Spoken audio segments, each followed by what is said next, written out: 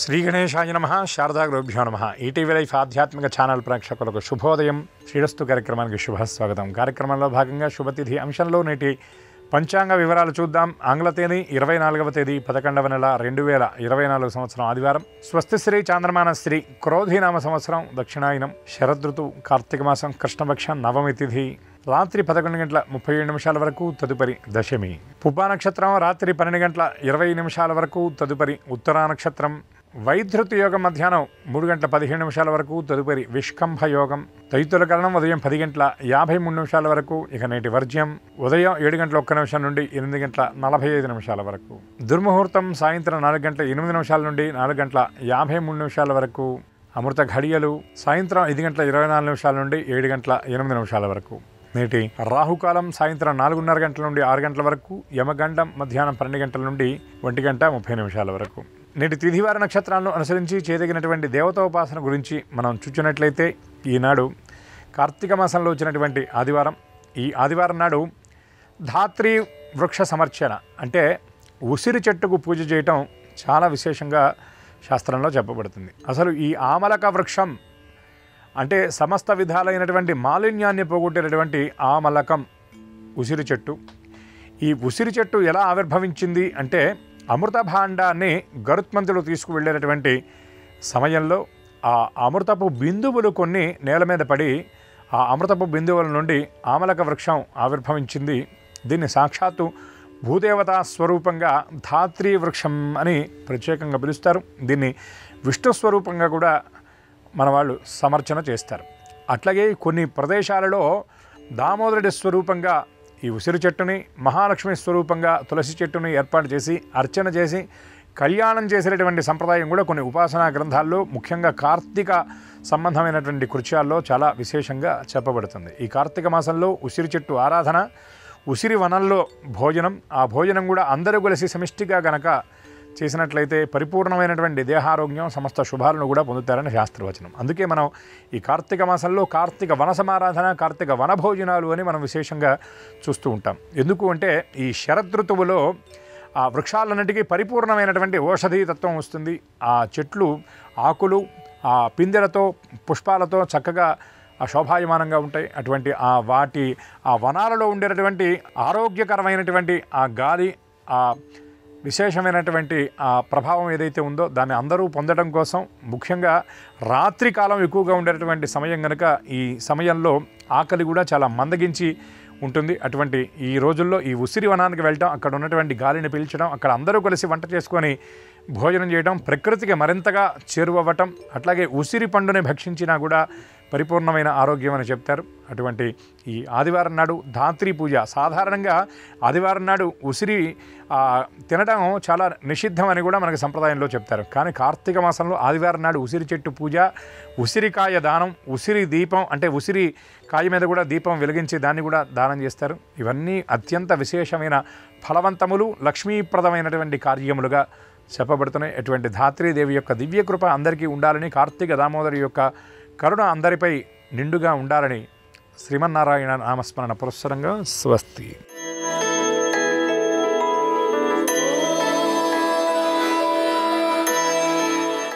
ETV life ఆధ్యాత్మిక channel ప్రేక్షకులందరికీ నమస్కారం. శ్రీరస్తు కార్యక్రమంలో గ్రహయోగం అంశానికి స్వాగతం. ఈనాటి గ్రహయోగం అంశంలో మేషాది ద్వాదశ రాశుల వారికి కలిగే శుభ అశుభ ఫలితాలని, అవసరమైన సందర్భాల్లో ప్రత్యామ్నాయ మార్గాల్ని తెలుసుకుంటారు. అంతేకాక ఏ రాశి వారికి ఏ దిక్ప్రయాణం లాభకరంగా ఉంటుందో, ఏ రాశి వారికి ఏ దైవ దర్శనం వల్ల సకల కార్యాలు నిర్విఘ్నంగా పరిపూర్ణమవుతాయో, అలాగే ఏ రాశి వారు ఏ రంగు దుస్తుల్ని ధరించినట్లయితే నిర్విఘ్నంగా పనులన్నీ స్వభావంగా సాగుతాయో, వీటితో పాటు ఏ సంఖ్య ఏ రాశి వారికి అదృష్ట సంఖ్యగా నేడు పరిణమించబోతుందో ఆ విశేషాలన్నింటినీ క్రమంగా తెలుసుకుంటారు. ఈరోజు బహుళ నవమి ఆదివారం, నక్షత్రం పూర్వ ఫల్గుని. ఇక నేటి గ్రహస్థితిని పరిశీలించి చూస్తే వృషభంలో గురుడు వక్రీకరించున్నాడు, కర్కాటకంలో కుజుడున్నాడు, సింహంలో చంద్రుడున్నాడు, కన్యలో కేతు ఉన్నాడు, వృశ్చికంలో రవి బుధుడు ఉంటే ధనుస్సులో శుక్రుడున్నాడు, కుంభంలో శని, మీనంలో రాహువు ఉన్నారు. ఈ గ్రహస్థితి ఆధారంగా ద్వాదశ రాశుల వారికి కలిగే శుభ అశుభ ఫలితాన్ని క్రమంగా తెలుసుకుందాం. ముందుగా మేషరాశి.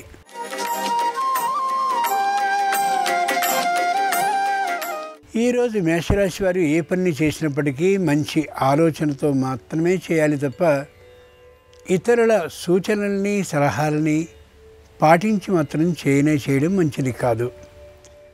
కుటుంబంలో సంపూర్ణమైనటువంటి శాంతి, ఆనందం ఉంటుంది. ఎవ్వరికీ ఏ విధమైనటువంటి అనారోగ్య భావన కలగదు. పై ఉద్యోగులతో క్రింది అధికారులకి సరైనటువంటి సంబంధాలు అనుకూలంగా ఉంటూ ఉంటాయి. అలాగని చెప్పి చనువుని తీసుకోవడం ఏమాత్రం సరైనటువంటిది కానే కాదు.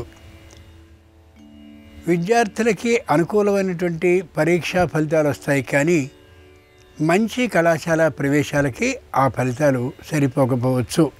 ఆదివారం సందర్భంగా మేషరాశి వారు సూర్యుడిని పూజించి పాయసాన్ని నైవేద్యంగా సమర్పించినట్లయితే మేధాశక్తి పెరుగుతుంది. దాంతో చక్కనైనటువంటి కళాశాలలో ప్రవేశం లభించే అవకాశం ఉంది. తూర్పు దిక్కు ప్రయాణం అనుకూలం. కలిసొచ్చే రంగు ఎరుపు. అదృష్ట సంఖ్య 9.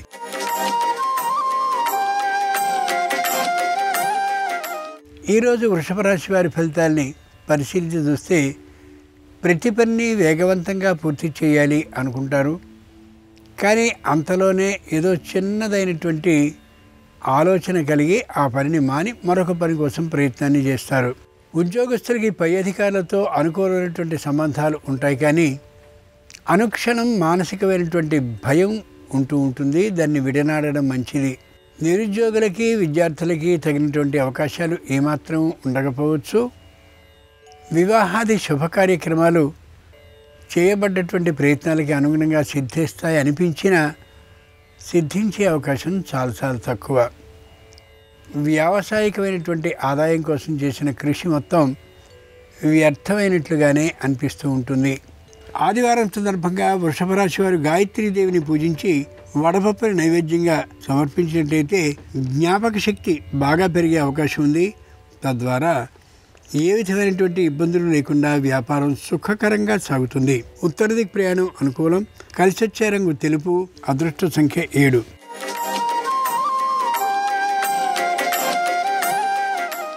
ఈరోజు మిథున రాశి వారి ఫలితాలని పరిశీలించి చూస్తే మొత్తం తాము పనిచేసేటువంటి సంస్థ అంతా తమ మీదే పనిచేస్తుందనే అభిప్రాయం దృఢంగా కలిగేలా పనిభారం ఉంటుంది. పైవారి క్రింది వారి ప్రోత్సాహ విధానాలు కూడా ఉంటాయి. అలాగని చెప్పి అహంకరించిన, గర్వాన్ని ప్రదర్శించిన, కింది వారి మీద చిరుకోపాన్ని ప్రదర్శించిన పెద్ద ఇబ్బందిని ఎదుర్కోవలసి వస్తూ ఉంటుంది. ముఖ్యంగా శాంతి భద్రతలకి సంబంధించినటువంటి ఉద్యోగాలను చేసేటటువంటి వారు మరింత నోటిని కట్టుదిట్టం చేసుకుని జీవించడం ఎంతైనా అవసరం. పై ఉండేటటువంటి అధికారులతో క్రింది ఉండేటటువంటి ఉద్యోగులకి సత్సంబంధాలు బాగా ఉంటూ ఉంటాయి. ఆరోగ్య పరీక్షల్ని చేయించుకోవాల్సిన అవసరం తాత్కాలికంగా కనిపిస్తోంది. ఆదివారం సందర్భంగా మిథున రాశి వారు సరస్వతీదేవిని పూజించి బెల్లపు పరమాన్నాన్ని నైవేద్యంగా సమర్పించినట్టయితే ప్రతిభ ఆధిక్యం కారణంగా తప్పక ఉద్యోగ ప్రాప్తి ఉంటుంది. పశ్చిమ దిక్కు ప్రయాణం అనుకూలం. కలిసొచ్చే రంగు నీలం. అదృష్ట సంఖ్య 5.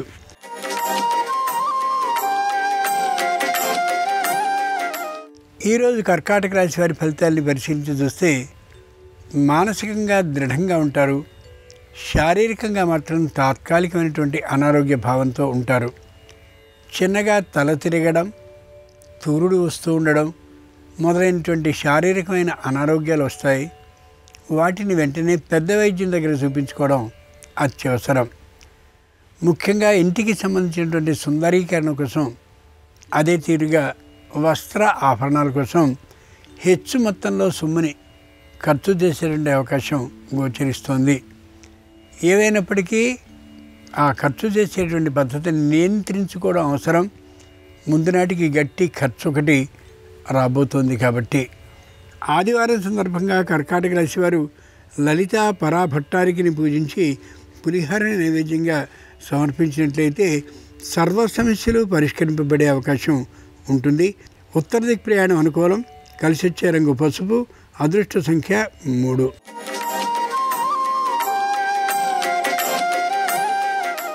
ఈరోజు సింహరాశి వారి ఫలితాలని పరిశీలించి చూస్తే ఎక్కువ పెట్టుబడిని పెట్టడం కోసమని ధనాన్ని అప్పు చేసి తెచ్చేటువంటి అవకాశం కనిపిస్తుంది. అప్పు చేసి పెట్టుబడిని పెట్టడం వల్ల ఏదైనా ఇబ్బంది కానీ పెట్టుబడికి వచ్చినట్లయితే ఇబ్బంది మరింతగా అవుతూ ఉంటుంది. కాబట్టి ఈ తీరు ఆలోచనని మానుకోవడం ఉత్తమం. ఇంతకు ముందు ఉన్నటువంటి అప్పులన్నిటికీ కూడా సక్రమంగా వడ్డీలని చెల్లిస్తూ ఉండేటువంటి విధానం చక్కగా ఉండేది. కానీ మొదట్లో తర్వాత మధ్యలో కొన్నిసార్లు అభ్యంతరాలు వచ్చి ఆ సరైనటువంటి సమయానికి కట్టకపోవడం జరిగినందువల్ల రుణదాత అయినటువంటి వారికి క్రమక్రమంగా వీరి మీద నమ్మకం కోల్పోతూ ఉండొచ్చు. ఆదివారం సందర్భంగా సింహరాశి వారు హయగ్రీవుణ్ణి పూజించి దధ్యోదనాన్ని నైవేద్యంగా సమర్పించినట్లయితే బుద్ధిలో చురుకుదనం కలుగుతుంది. ఈశాన్య ప్రయాణం అనుకూలం. కలిసొచ్చే రంగు తెలుపు. అదృష్ట సంఖ్య 1.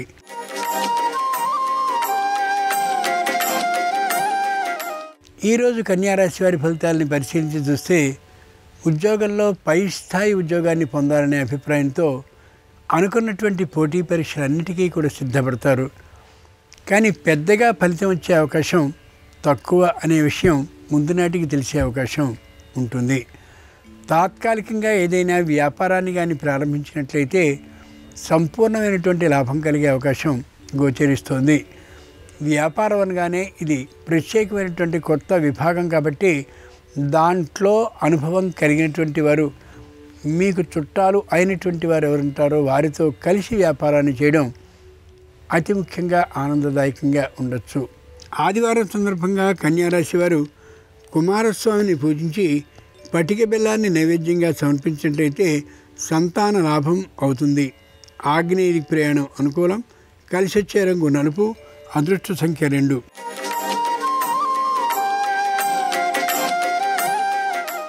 ఈరోజు తులారాశి వారి ఫలితాలని పరిశీలించి చూస్తే చేసినటువంటి పొరపాటుని గురించి బాగా ఆలోచిస్తూ ఉంటారు. తొందరపడ్డామనేటువంటి భావనని కలిగి ఉంటారు. న్యాయస్థానంలో వచ్చినటువంటి ఆ తీర్పుని పునఃపరిశీలించాలనేటువంటి ఆలోచనలో ఉంటారు. ఒకరి మీది కానీ దూసుకు వెళ్ళినట్లయితే తప్పక అటు నుంచి కూడా అంత వేగంతోనూ వ్యక్తులు వస్తారనే ఆలోచన కలిగి ఉండడం ఎంతైనా అవసరం. మొత్తానికి సాధించేదంటూ ఏమీ ఉండకపోయినప్పటికీ కూడా దాని గురించిన చింత మరింతగా ఉంటూ ఉంటుంది. అనుకున్నటువంటి కార్యక్రమాలు సఫలం అయ్యే అవకాశం చాలా చాలా తక్కువగా ఉంటూ ఉండొచ్చు. ఆదివారం సందర్భంగా తులారాశి వారు గణపతిని ఆరాధించి బెల్లపు ముక్కల్ని నైవేద్యంగా సమర్పించినట్లయితే సర్వకార్యాల్లోనూ విఘ్నాలు తొలగిపోతాయి. వ్యాపారం అనుకూలంగా ఉంటూ ఉంటుంది. నివృత్తి దిక్ ప్రయాణం అనుకూలం. కలిసి వచ్చే రంగు ఆకుపచ్చన. అదృష్ట సంఖ్య 9.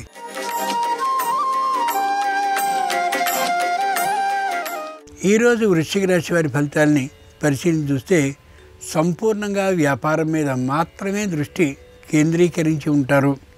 సకాలంలో కార్యాలయానికి వచ్చే అవకాశం తక్కువగా ఉంటుండొచ్చు. ఇది తోటి ఉద్యోగులు ఎవరికీ కూడా కెట్టని అంశంగా పరిణమించవచ్చు.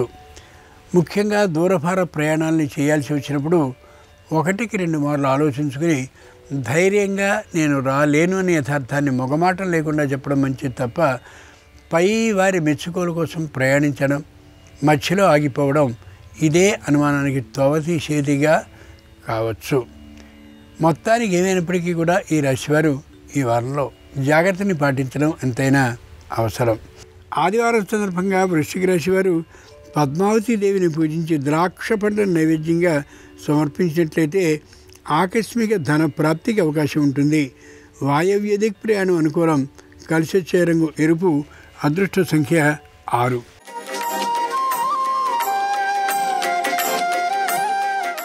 ఈరోజు ధనురాశి వారి ఫలితాలను పరిశీలించి చూస్తే ఏ విషయానికి లొంగేతనం కనిపించకపోవచ్చు.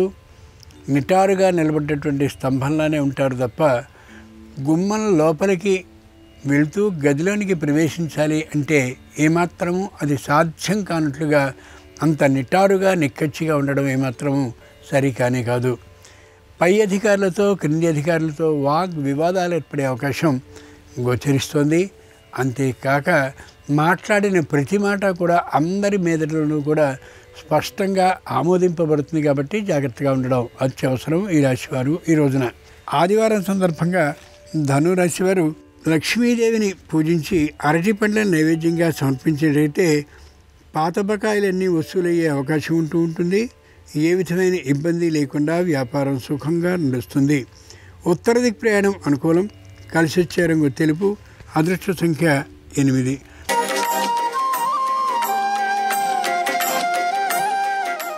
ఈరోజు మకర రాశి వారి ఫలితాన్ని పరిశీలించి చూస్తే అనుకున్నటువంటి పనులన్నీ సక్రమంగా అవుతూ ఉంటాయి. మధ్యవర్తిత్వం ప్రమేయం ఏమాత్రమూ లేకుండా అన్నింటినీ సాధించుకోగలుగుతారు. తమ సంతానానికి సంబంధించినటువంటి చదువు విషయంలో చిన్న చిన్న ఇబ్బందులు కలుగుతున్నాయనే ఆలోచన మరింతగా వారిని బట్టి పీడిస్తూ ఉండొచ్చు. ఏవైనప్పటికీ కూడా భయం లేకుండా ముందుకు సాగగలిగినట్లయితే విజయం లభించి తీరుతుంది. కుటుంబ సభ్యులంతా వీరికి అనుకూలించేటటువంటి కారణంగాను ఆ వచ్చినటువంటి ఉద్యోగానికి సంబంధించిన లోతు పాతులు తెలియనటువంటి కారణంగాను పెద్దగా వ్యాపారం లభించే అవకాశం లేదు. పెద్దగా వృత్తిపరమైనటువంటి ఆదాయం కూడా ఉండే అవకాశం తక్కువగా ఉండొచ్చు. ఆదివారం సందర్భంగా మకర రాశి వారు దుర్గాదేవిని పూజించి పానకాన్ని నైవేద్యంగా సమర్పించినట్లయితే ఎక్కడలేని ధైర్య సాహసాలు లభించే అవకాశం ఉంది. ఉత్తర దిక్ ప్రయాణం అనుకూలం. కలిసి వచ్చే రంగు తెలుపు. అదృష్ట సంఖ్య 8.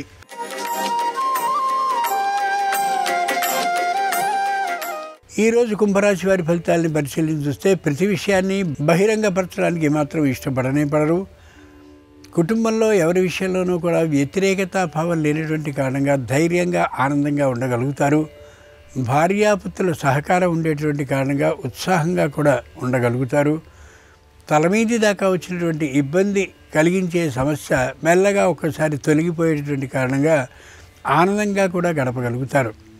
వివాహాది ప్రయత్నాలు సంతానానికి చేసినా అది సాధ్యపడకపోవచ్చు. అంతేకాక నిరుద్యోగులకి ఉద్యోగ వార్త వినేటువంటి అవకాశం ఉందని భావిస్తారు. అది కూడా ఉండకపోవచ్చు. ఏమైనప్పటికీ జాగ్రత్తగా ఉండవలసిందే కుంభరాశి వారు కూడా ఈ రోజున. ఆదివారం సందర్భంగా కుంభరాశి వారు దుర్గాదేవిని ఆరాధించి పానకాన్ని నైవేద్యంగా సమర్పించినట్లయితే అనుకూలమైనటువంటి విధానం అన్ని రంగాల్లోనూ లభించే అవకాశం ఉంటుంది. పశ్చిమ దిక్ ప్రయాణం అనుకూలం. కలిసి వచ్చే రంగు నీలం. అదృష్ట సంఖ్య 7.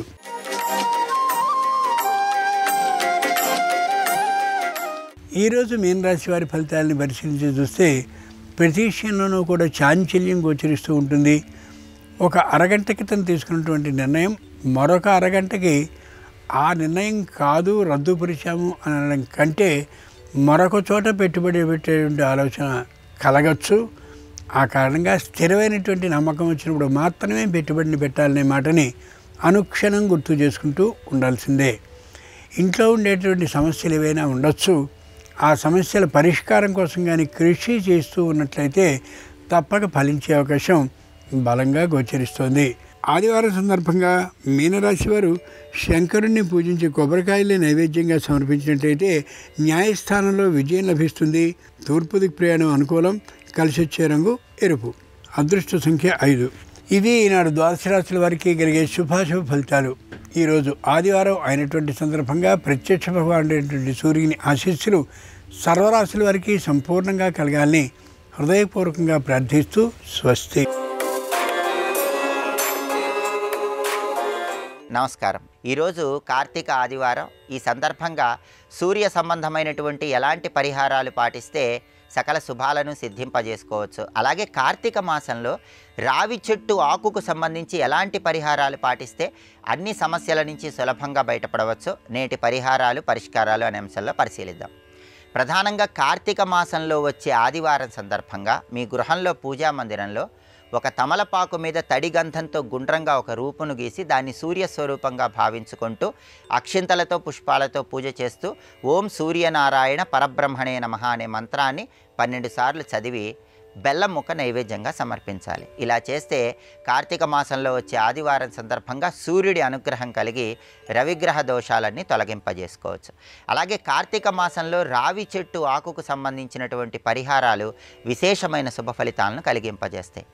మనోభీష్టాలు త్వరగా నెరవేరటానికి కార్తీక మాసంలో రావి ఆకు పరిహారం పాటించాలి. ఆ పరిహారం ఎలా పాటించాలంటే, కార్తీక మాసంలో ఏ రోజైనా సరే ఒక రావి చెట్టు ఆకుని తెచ్చుకోవాలి. ఆ రావి చెట్టు ఆకుని శుభ్రంగా నీళ్లతో కడిగి ఆరబెట్టి ఆ తర్వాత తడి పసుపు తీసుకోవాలి. ఏదైనా చెట్టు కాడ తీసుకోవాలి. ఏ చెట్టు అయినా సరే ఒక చెట్టు కాడ తీసుకొని ఆ చెట్టు కాడని ఈ తడి పసుపులో ముంచి ఆ చెట్టు కాడతో రావి ఆకు మీద ఓం అనే అక్షరం రాయాలి. అలా రాసిన తర్వాత ఆ ఓం అనే అక్షరం కింద మీ మనస్సులో ఏ అభీష్టమైతే ఉంటుందో ఆ అభీష్టాన్ని రాయాలి. ఆ అభీష్టం కింద ఓం నమో భగవతే వాసుదేవాయ అనే మంత్రాన్ని రావి ఆకు మీద ఆ చెట్టు కాడతో రాయాలి.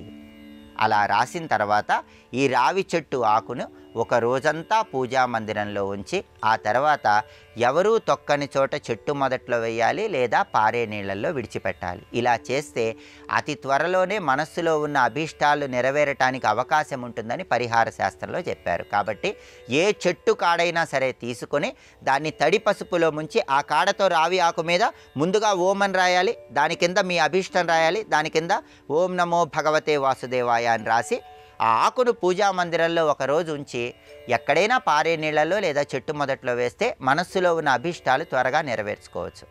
అలాగే జాతకంలో ఉన్నటువంటి శుక్రగ్రహ దోషాలు, కుజగ్రహ దోషాలు వీటన్నిటినీ తొలగింపజేసుకొని ధనధాన్య వృద్ధిని పెంపొందింపజేసుకోవటానికి కార్తీక మాసంలో రావి ఆకుకు సంబంధించిన ఇంకొక పరిహారం కూడా విశేషంగా సహకరిస్తుంది.